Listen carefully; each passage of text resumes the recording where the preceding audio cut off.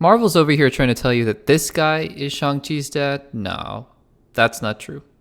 I know Shang-Chi and the Legend of the Ten Rings might be trying to say that Wenwu is Shang-Chi's father, but we all know who his real father is. We all know. Welcome back to Access Blockbusters and welcome to a look back on Shang-Chi and the Legend of the Ten Rings, the second MCU film to come out in Phase 4, and the fifth project overall, not counting What If. Before we get into the video, if you haven't subscribed to the Access Blockbusters YouTube channel, make sure to subscribe, give this video a like, and let me know that you are enjoying this content. Give us your opinions about Shang-Chi, and let me know what you think about my thoughts on Shang-Chi as well. I'd love to hear your opinions down in the comments down below. Thank you guys so much for supporting the YouTube channel, and without further ado, let's get into it.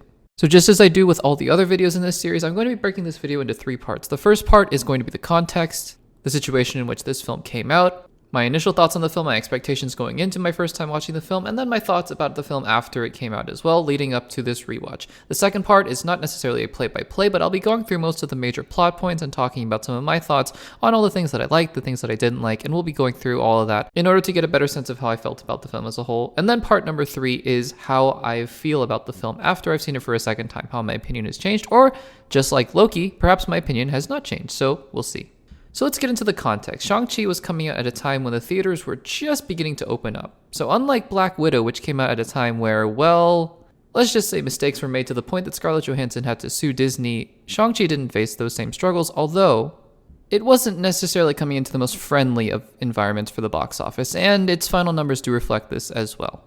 That being said, there was some buzz around this film. There weren't that many notable cast members. I mean, you had Simu Liu, who is well known for the aforementioned, or I guess the reference joke during the cold open of this video. He was most well known for Kim's Convenience, a sitcom in Canada. You had stars like Awkwafina, of course, but then Tony Leung is probably not as well known to many American moviegoers, but he was very well known in China. But you're always coming up against a challenge when you're introducing a new hero with a relatively new supporting cast around him. So yeah, I mean, Shang-Chi had an uphill battle as he was introduced into the MCU for the first time, but luckily, Marvel has a track record. They know how to introduce characters extremely well into their MCU. I mean, the entirety of Phase 1, I think, is a great example of this. So it was a question of, well, we've had 4 properties up until this point, WandaVision, Falcon and the Winter Soldier, Loki, and Black Widow, that were reintroducing us to old heroes and familiar faces, but this was the first new introduction of a character in a live-action movie, no less. And, I mean, look, the idea of the Ten Rings coming back in a more significant way, the idea of the real Mandarin being revealed, I think that these were all intriguing concepts for the average MCU fan. And I think that the visual style, once the trailers came out, the action looked interesting. It looked unique, at least. I think there was some interest in going to the theater to see this movie. But I think, obviously, the biggest question with a movie like this is whether or not it's going to be good. Because if Marvel can put out a good movie, well, I think you're going to have its audience sold, because whether or not it did perform at the box office, again, there were so many other mitigating factors going into it. I think Marvel could have been proud of the fact that they introduced a new hero into the MCU, and I was excited for the film, and so I went to see it, and I loved it. The first time I saw Shang-Chi and the Legend of the Ten Rings, I just loved it. It was a fantastic MCU movie. It was a reinvigoration for my love of the MCU, especially after, I don't know, a couple misses with shows like Loki and the Falcon and the Winter Soldier. Although I did like those shows when they came out at the time, I just wasn't as high on them as I was with other MCU projects, but this was a return to form. At the time, I did think the third act was a little bit chaotic, but still, I just thoroughly enjoyed this movie. And so I've seen the film a couple times since then. It's really one of the more rewatchable MCU films, I think, and I was just excited to see it again.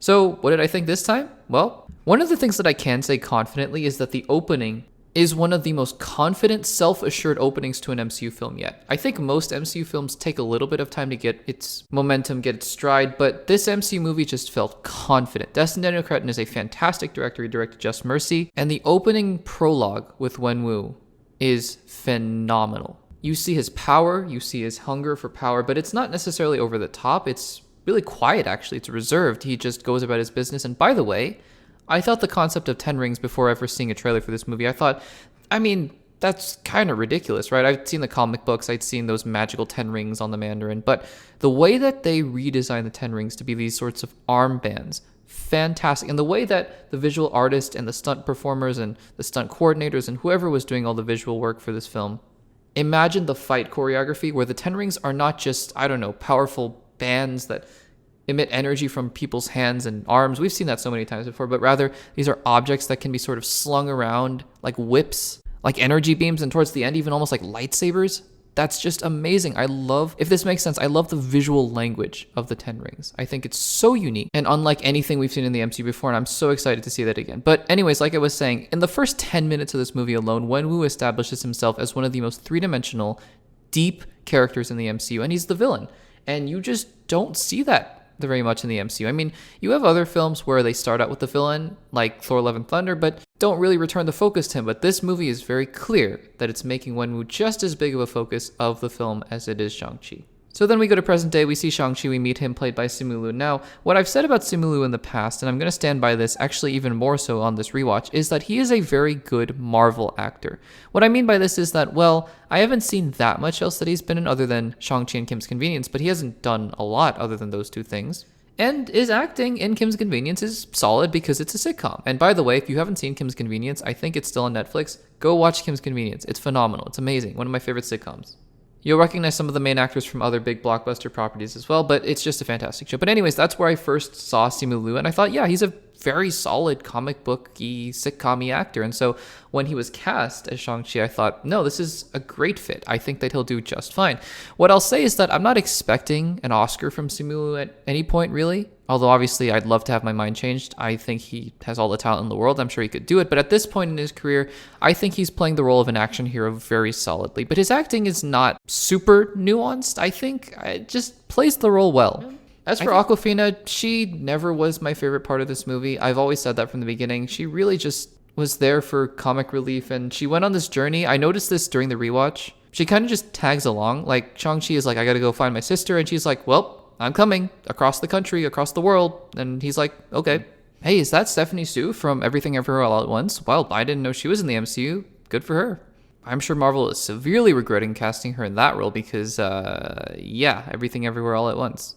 But the dialogue in that bar scene just felt a little cringy to me on this rewatch. I'm not entirely sure why. Just felt a little stunted and overacted, I guess. The calling card for this movie, though, in terms of uniqueness, is the action. The action is... I can't get over how good it is. It's like Civil War in that sense where, I mean, if Civil War were just a bad movie, but you had the airport scene in isolation, I think I would still really like this film.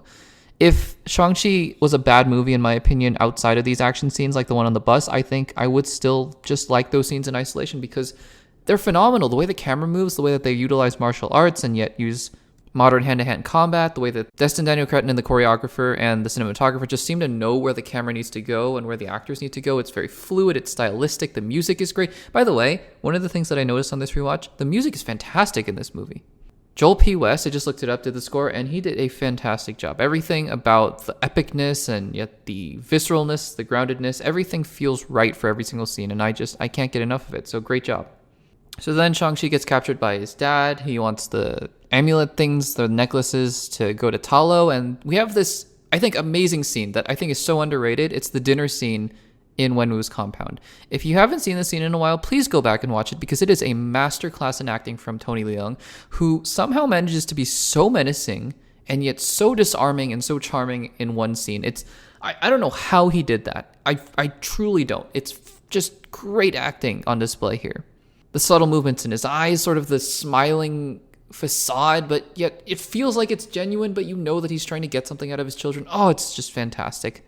Speaking of his children, I think Xiaoling is a very solid character, but I don't necessarily think that she was given the most development. I think that some of her dialogue is also very stilted, and that's a bummer because I think that the potential for a fascinating three-dimensional character is in there. I just don't necessarily think they explored it to the extent that they could have, that's all. Anyways, going back to Wenwu, we get some flashback scenes as well, and they're just agonizing. I mean, you have flashback scenes where you see Wenwu and he's happy, and they're doing DDR with their children, he and his wife, and those are just the scenes that makes such a good villain. Those are the scenes where you just see the happiness and the joy, and then you realize that it had been taken away from them, and you get flashbacks later on where you realize that Shang-Chi's mother had been murdered by a gang, and Tony Leung is back, and he's mourning, and you feel every facet of this character, essentially. You understand that he's villainous, he's ruthless, but he will do anything in his way. But it's for the name of his wife, his dead wife. He's grieving, basically. It's that combination of well-written character and incredible acting that make this one of the best villains in the MCU. And you don't see that very often in the MCU. You either get a fantastic performance usually or a fantastically written character, but not necessarily both. And for here, we get both. Up there with Thanos, Vulture, Killmonger for sure. The movie does kind of fall off a little bit for me after this point, because then they go to Talo, they meet Michelle Yeoh, another Everything Everywhere All at Once actress. I'm realizing that's kind of crazy, actually. The whole thing about the gate opening, and it opens only on this one day of the year, and guess what? It happens to be 3 days away. I mean, there are some explanations for that, but it feels like one of those tropes. And once they reach Talo, you see this entire civilization, and it's really nice to see that, actually. It feels like it's part of a different movie tonally. Although it fits well and you kind of get into it, it just feels different, I guess is what I'm trying to say. Not necessarily in a bad way, just different.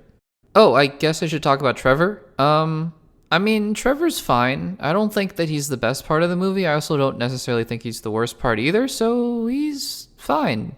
I think that's about as much as I'm going to talk about Trevor, honestly. The final battle, it's conflicting to me because I love the interactions between Simu Liu and Tony Leung, Shang-Chi and Wenwu, because that's the crux of the movie for me. The other stuff about the Dweller in Darkness and the Great Protector, I could have done without. In fact, I wouldn't have minded if you saved that for the second movie, because if you're making a movie this good, you will get a second movie. I hope that they knew that making the movie during the production of it. But anyways, I think that the crux of the film is Wenwu and Shang-Chi, and when they're on screen together and when they're fighting, it's some of the best stuff in the MCU, I think. But when you have this Dweller in Darkness stuff, while it looks very cool, the design of the dragon is unique, at least. It's not just the typical dragon, and I think the Great Protector is cool. It just doesn't feel like it fits in the movie. And like I said at the beginning, when I first saw the movie, I thought the ending was a little chaotic, and I stand by that. I think that the ending of this film is a little bit too much for me.